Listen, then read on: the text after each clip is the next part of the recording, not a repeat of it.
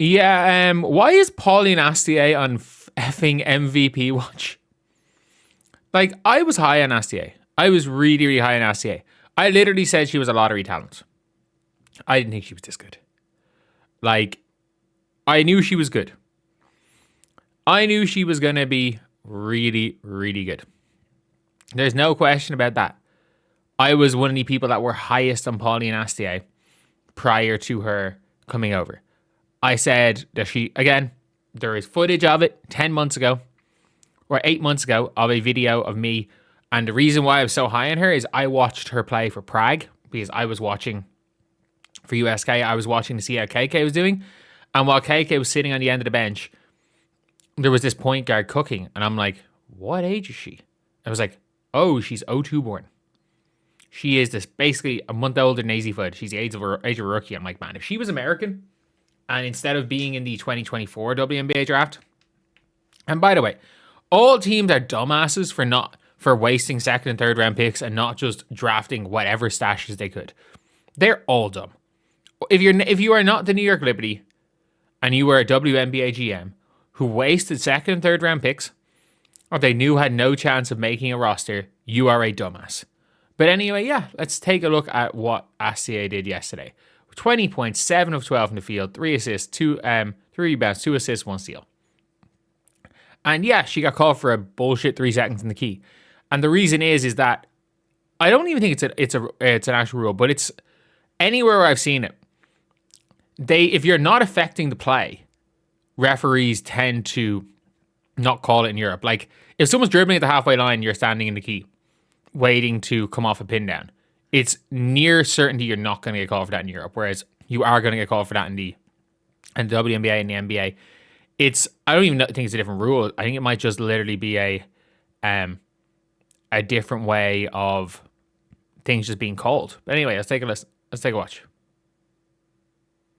So, shooting from the corner. Again, she is not a great shooter. But it didn't matter because they're leaving her open and she hit them. So, drives to the basket. Like, the scariest part is that she is what? The 4th best young French guard?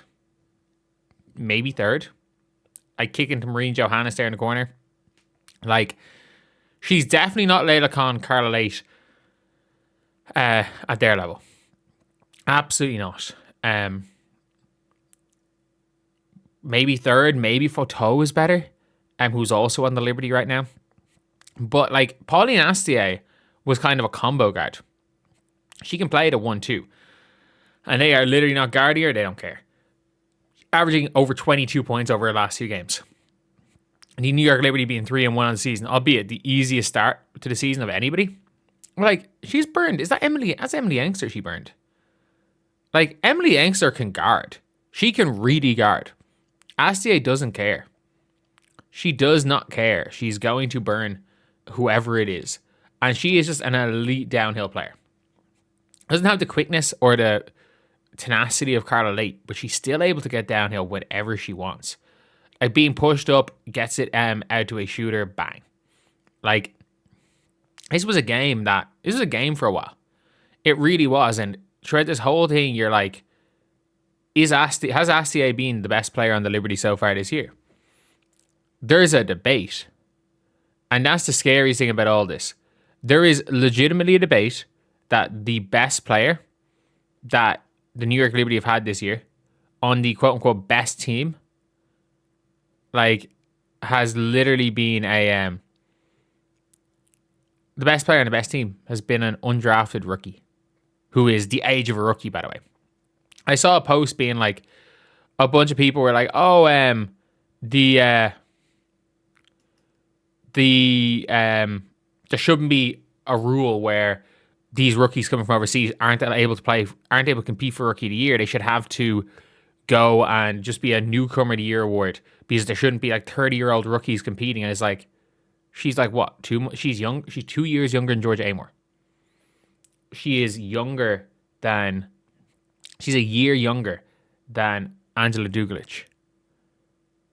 She's like 2 months older than Nazy Fudd. And she is, at this point in time, and it's not a crazy thing to say, she averaged 11 points per game at EuroLeague. It's not a crazy thing to say she's at this point in time better than AZ Foot. And again, AZ Foot has absolutely could. And people think I want to pick on AZ Foot. No, she's just the most she's the most known rookie, so I have to make that comparison. She's not as good as Olivia Miles. As far as the drafted rookies go, she's better than Kiki Rice. I'll say that for sure. Like, I said she was a lottery pick for free in October, and I stand by this. She was a lottery pick for free.